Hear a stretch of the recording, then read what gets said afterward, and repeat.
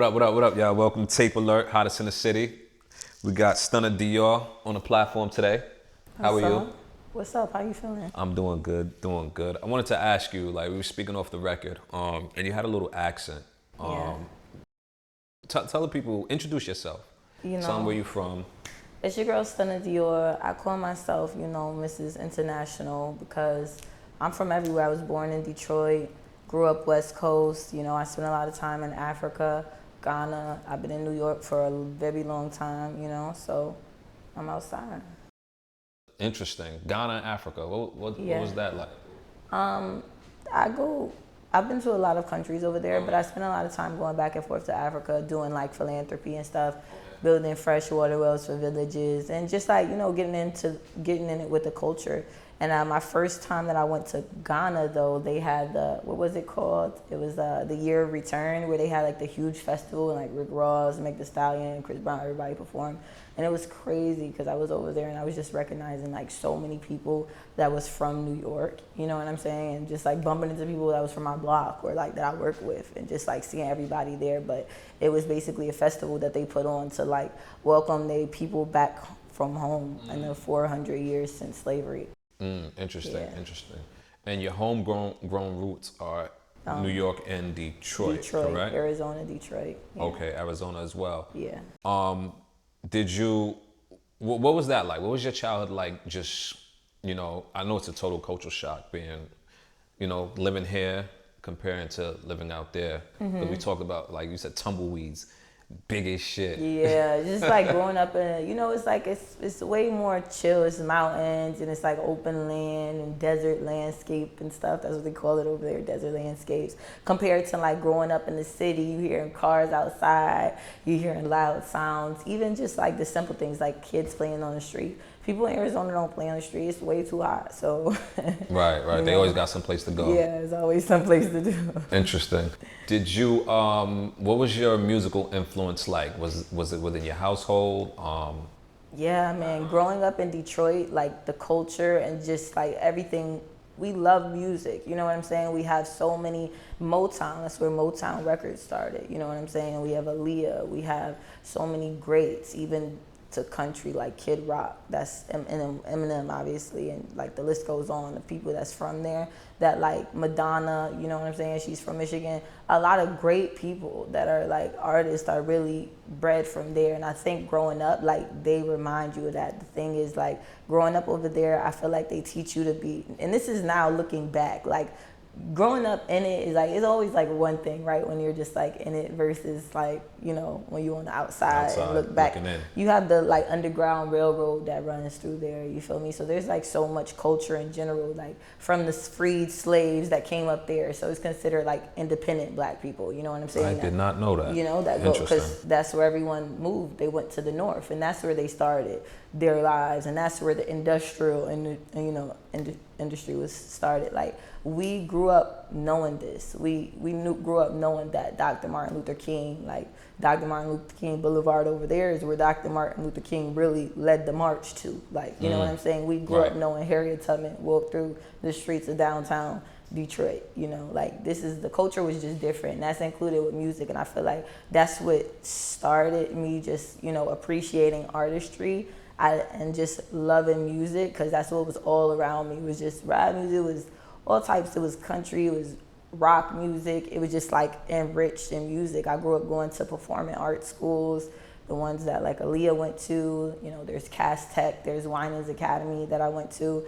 And just like the curriculum is music filled over there, just the curriculum. I remember we do Black History Month performing to James Brown tributes and everything. It's just a part of the culture. So I feel like that was like a major influence in like now, and also my transition to New York and just making it comfortable, because it's like I was already around a similar environment. So now looking back, like I feel like that made it a lot easier. Awesome. That's an interesting story. A lot of that I did not know. I did not know Kid Rock and Madonna. I didn't even know Harriet Tubman walked, you said the streets of downtown, yeah, right? I did the not know Underground that. Railroad. Yeah, it runs through there. And I've watched that movie plenty of times. But I think, a lot of the stories, even for us now, they fail to show the actual influence of the town rather than the story. Because if you, Yeah. for example, Eminem, right? His movie is called 8 Mile. His life is based around, and that's in Detroit as well. Yeah, correct? but even in, like you saying, in the movie, the 8 Mile that they show is not like the real 8 It's Mile. not that- That's okay. what it is now. Actually, like 8 Mile in Detroit is pretty nice. Right. Because I think the most influence comes from your surrounding, not just your background, not just, you know what I mean, your lineage, but what you're surrounded by. The surroundings You and know what I'm what saying? surround you. And that's what makes the stories more important. Absolutely. So that's interesting. As far as for you musically, what would you say? Well, what poised you? What propelled you to be like, yo, this is it for me. I want to make music. And how did you gravitate how did you gravitate towards that interest? The crazy thing is, it was just really like, you know, I felt like it was time.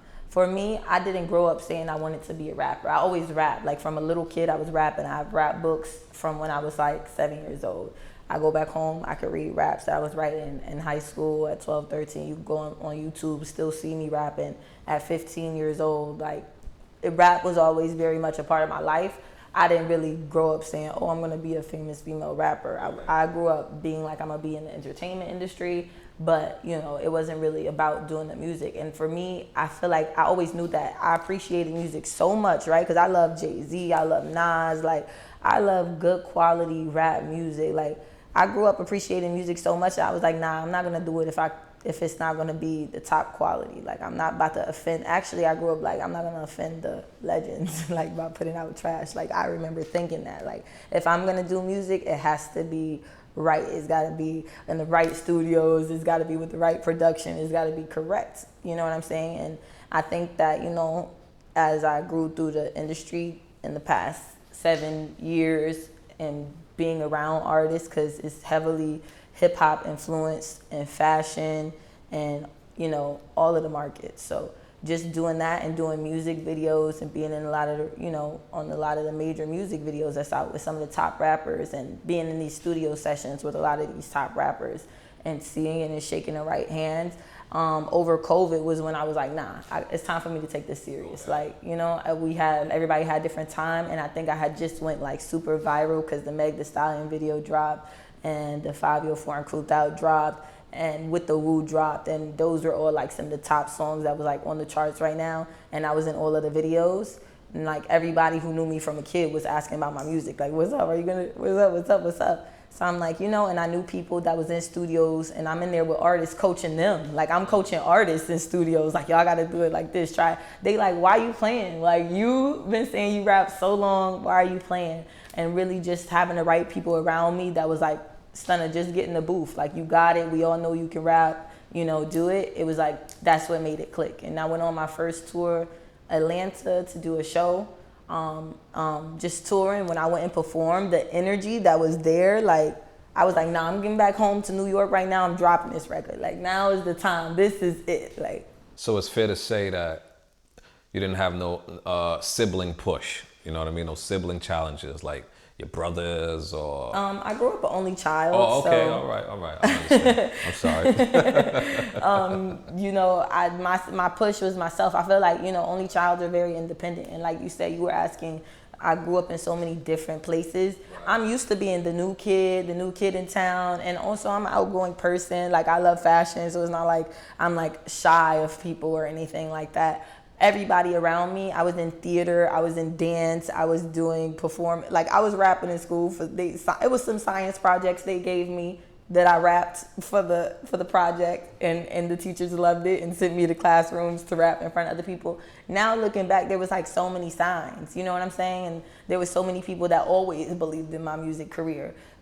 You could, like, on YouTube 12 years ago, you gonna see me saying new music coming soon. And there was people from then that I'm still cool with now that was waiting for this music. You know what I'm saying? So I feel like, you know, everything happens in perfect timing, and I had to learn it, and my situation is great. Like, everything that I wanted to wait for, I now knew. I'm recording in Quad. I'm recording in the studios where all the greats have recorded to make my first projects and my first records. I'm working with some of the top producers that work with the stars for my first stuff. So I feel like the timing, like, couldn't be better.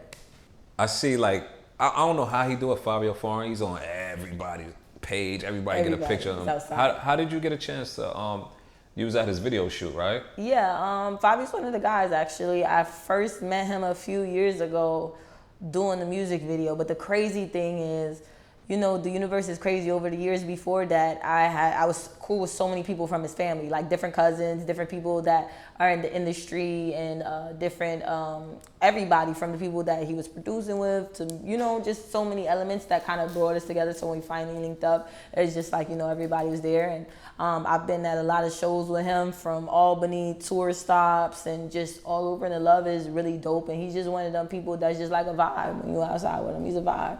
Got it. Tell us about. So we're gonna go into the music now. Big Stunner, the single that came out day before 4th of July, 2022. Tell us about how. Where did that idea come from? It's funny because Big Stunner is actually, I want to say, like the third record like I ever recorded, ever, like for myself. That wasn't like a feature or something. That was the third record that I ever recorded, and it was the first time that we worked together in making the beat as I was, you know, writing. And I just felt like at the time, I'm like, yo, I know I'm starting my career off. I like rap. Like, I want to showcase rap. Like, you know what I'm saying? And I want to showcase myself and who Stunner is, Stunner Dior is. I feel like I had to like clear a lot of like, you know, shade and stuff from people that's just thinking like, oh, she's just a model, or she's just one of these girls that's playing with it. Because a lot of people hop in and play with it, and just like show people I was serious. So at the time, as you know, the beat just came on, and I'm like, yo, the first lyrics, I'm like, niggas be talking, they ain't really drilling. Bitches will hate cause they all in their feelings. Murder these rappers that kill all their visions. I am the stunner and I am the villain. That's what I wrote. And I was like, yeah, you know what, I'm gonna just rap. This one's gonna be for me. And then, you know, I was like, it doesn't have to have, like, I didn't write a hook. I just kept writing bars. And at the time, the people around me that was working was like, no, Stunner, you should put out this record, or this record, you should do something else first. And I'm like, no, you know what? I want to drop Big Stunner as one of my early records, just to, like, you know, showcase myself, and just to make it just about the bars and just about the rap and just my own style, like not sounding like nobody else, not trying to make it a specific genre or anything, just rapping. Interesting. And you mentioned that you model as well. You are the ambassador for the Bel Air. Yes, I'm a Bel Air ambassador. Yay! Wow! This just happened. Congratulations too on that Thank you. accomplishment. How, when you was approached, and what was that like? What was the email like, or was it a phone call? Right, just knowing the right people. Okay. And it was an opportunity. The thing is, everybody knows me. You can go back for years and you'll see that I always keep Bel Air with me. I always have a Bel Air bottle. I'm not just saying this because I'm a sponsor. Like, you can literally look at pictures in 2012, 2014, not 2012 because I was not 21. But but you can look at like two pictures in the earlier years and like we don't be going to fact check. You know, holding like the Bel Air bottle and just being outside with it in different spots. And so I was working with somebody who's you know, one of the sponsors, and we're just chopping it up, and they like start seeing the pictures and they like, yo, and actually I was just drinking Bel Air around them, and I'm like, yeah, my favorite bottle is this one. And they were like, you know what, you really need to be an ambassador, because the thing is, we don't want people that's going to be representing the brand, you know, that don't really like it and just want to, you know, have it. Like, you actually like it and stuff. So we started looking. I posted a picture. They told me what to do. I posted a picture, and then immediately Rick Ross came on my page the next day and like 3 photos. So that was like before I even went to the office. So it was like, I was like, oh shit, He was Rick there Ross. before you was there. Yeah, he just liked my pictures. Right. So, you know, I went up to the office and I spoke with them, and there's a lot of dope brands like McQueen, the Violet Frog, I think, you know, that they have, and Bamboo. One is like, you know, those brands are fire as well. So I'm definitely working with them and just doing some other visuals there. But it's an amazing place, and like the whole, it's like a family, you know what I'm saying? There's so many dope artists that are also sponsors and ambassadors, and it's, you know, it's a lifestyle. Right. I was, you know, like just going over your EPK, and I see your hands is involved in everything. And it's interesting because, you know, for a female trying to break through the business, you know, we've heard stories where you've been told certain things like, you know, you can't do, or no, don't do this yet. You can't do this yet. Have you ever been put in that position to where, like, what? Hell Nah, yeah. I can do. You know what I'm saying? Like, give us Hell a story. You don't have to You give us the know person how name. they say, jack of all trades, master of none.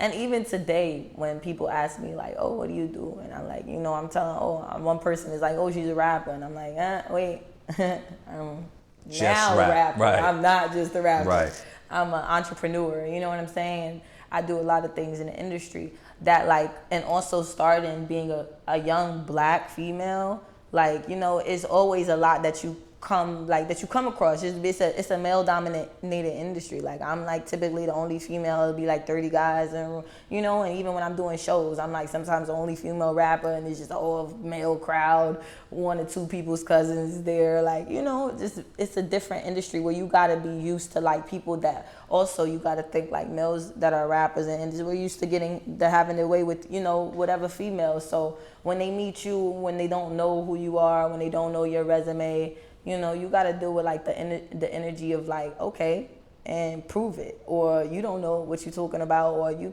know what I'm saying. You just have to prove that, or people worry about them being like intimidated. So it's like a super fine line that you gotta, Right. to cross, to not rub people the way, but also show that you're like professional. So I feel like just that. If like in stories, there's a million of them. That's still something that happened every single day in my life. Right, and it's funny. It's the next question I'm gonna ask you, which is very interesting. It's a serious question, but I want your point of view on it. I was watching an interview the other day, right? And Tank, he said that when Stan Smith sings the song "Stay with Me," he talks about the family, the love of his wife still being with him, right? But Tank himself, the black man, if he sings that "Stay with me," it's about him asking his wife to stay with him and not leave him. They will gravitate towards Stan Smith rather than him because they're used to seeing us, Yeah. not as the Doing happy right, home, as that right. happy foundation. What's your take on that? How do you feel, and you're the only child, you know what I'm saying? So do you feel, can there be some sort of correlation with that as far as even with your story musically? Absolutely. I feel like, like I said, being a black female, just being black female that's young and sexy and being in the industry, like everything, they think everything. If I come out the house and I'm dressed sexy, that means that, you know what I'm saying? Or even like me, okay, for instance, if I come out this house and I'm wearing mad jewelry, right? And like I come out with the guy and he's wearing mad jewelry, right? Everybody gonna think that I'm fucking him and he brought my jewelry. Right, right. Like never that it's mine and this is my lifestyle. It's just a certain look. Or going on dates with people that's not like, going on dates with someone that's regular and then like them being like, oh, this is you. You gotta be mad high maintenance. Like, look at you. You gotta be mad high maintenance. And it's like, well, I gotta be high maintenance. So they automatically thinking like, oh, you must be, oh, you're working late. You're with every rapper. Or you just left this set, or you at the studio with them. That means like this is the vibe. This is going down groupie time. And it's not even the case because the majority of the time it be the entourages that's thirsty. But the real rappers, like everybody's working. We don't really got time for that. Like we all working. So I definitely think like it's a big stigma against how they view, females and males in certain situations, because if you put a white female in a bunch of jewelry next to a black man, they gonna probably assume she got it for herself, she's in real estate, or her parents is rich or whatever, you know what I'm saying? And they like, how did you get it, Right. I like your perspective. That you made it clear to me, like from a female's point of view, it's very clear. As far as we're gonna step into the booth, back into the booth to the music. No, you stated, well, we was talking off the record. You said Cartier, he produced a lot of your records. Is that's your go-to? Like, yo, I have this concept, this idea, let's do it. It's not necessarily one of my go-tos, Okay. but from, my new project and just like in cultivating a new sound, Cartier and Lil Ju, they both like, produced the project. And I think that that's the influence of bringing like the down south sound to New York and working with me to like, just create that female relative, like artist songs. So they like, Right. listen, Stunna, you gotta hop on records like this. And for me, it's like stepping out, it's stepping out into trying something new because I'm used to drilling and, spitting and boom bapping here and there. But they like, no, you gotta, try this. So definitely now, as I'm getting used to the sound, I'm loving it. It's super fun. That's the thing about it. It's fun music. It's music to just turn up and enjoy. You feel me? Like those are vibes. And I love what they're doing, and I just love that they're able to create these beats that like so many of the major artists and stars could just hop over, and everybody able to bring their own swag. Like their beats don't just make it, everybody sound the same. You hop on and bring your own swag, and it's like it's a slammer. Interesting. How do you just, is there a specific way that you describe your sound as far as, because you don't want to, how can I position this? You don't sound like anyone else out there. You know what I mean? You sound unique, but then, you were saying that, you're stating that it's not twerk music.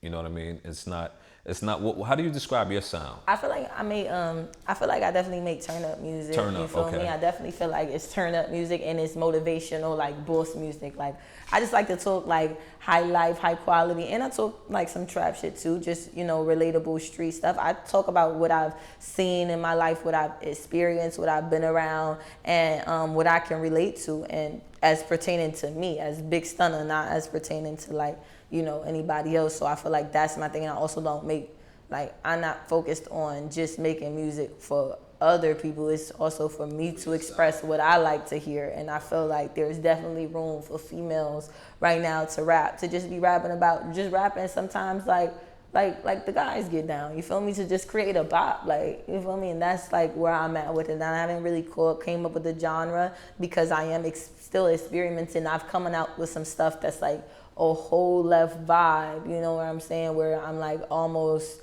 doing festival like turn up music versus, and then just rap and just experimenting with different things. And I think that's what rapping and hip hop and artistry is really about. It's just about experimenting with your voice, with your sound, and creating like the best quality work. You know what I'm saying? Right, and to piggyback off, you were saying festival, you was at the McFly Fest, you performed with Dream Doll. Yeah. Tell us about that experience. McFly Fest was super dope. It was actually one of my first time doing a festival where, shout out to Muggs McFly, he styled the whole entire thing. So everybody that did the show also wore like his designs, so everybody had on like the same designer. You were able to like, go and style it in your own vibe. And everybody who came to the festival had to wear his designs to get in. So the whole entire festival just had like McFly vibes everywhere. You know what I'm saying? It was so hot that day. Oh my God, it was hot. But we were up in Mount Vernon. That was also like my first time doing like a show like that out there. You know what I'm saying? So that was definitely cool, like seeing what their culture is about. Because I was like, wow, it really is like a total different vibe over here. Yeah, audience, they were like this. I was looking out, like everyone was just focused on you. And I'm like, wow, she got the stage. You got the stage presence. I noticed you. Oh, any labels? Any labels reached out? And if so, which one do you prefer for you? Would it be, I don't want to say independent because it's still quite early. Well, yeah, we can say independent. Independent or any majors that you could tell us about? Yeah, they're reaching out. They calling. They calling. They. They calling. Anyone but okay, you don't have to. I'm going to just say that like, my main goal is really to focus on creating like a very good catalog of music and being a very good business person. So not that I'm looking for a specific label in general or just saying who offering the most money like up front, because you got to still read the red lines with that. I want to know who's going to offer the best situation for me to be like the boss that I really am in my music and outside of my music. You know what I'm saying? Like that's what I'm really waiting for. So though I've been getting offers, but they're not as specific as I need them to like all of the other things that I do with my branding and just, Okay. And as far as you being, let's just say, a manager or you having your own label, is that the next thing in sight for you, or you kind of want to go Absolutely. into acting and? Absolutely. I feel like, musically, I want to definitely, I love music. It's a passion of mine. I like being in the studio.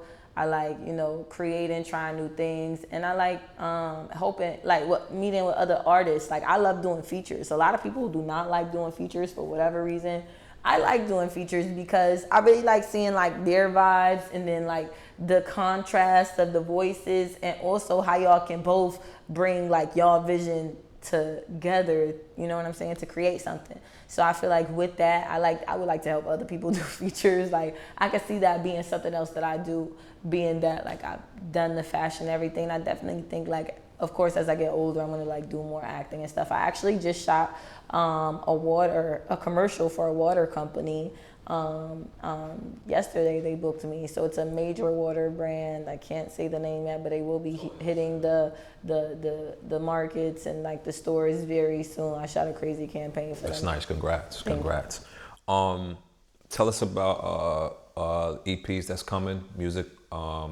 Also tell us about the Big Doggy single, the Big Doggy single. Yeah, shout out to K Goddess. Big Dog is out right now on all platforms. We like shot a whole movie. So we did Big Dog, the music video, and then I did Big Dog the movie, which is a separate like 10-minute movie that's like an untold story in female hip hop. And it's just basically, about females out here hating and like everybody having something to say and just like stepping into your role as the boss and showing them what the big dog really is, and it's a little plot twist and everything. There was a lot of really dope like viral people that popped out and was a part of the movie. Shout out to Dupree God and Harley, Dolly, and a lot of other people that stopped by as well. It was definitely like, it was viral.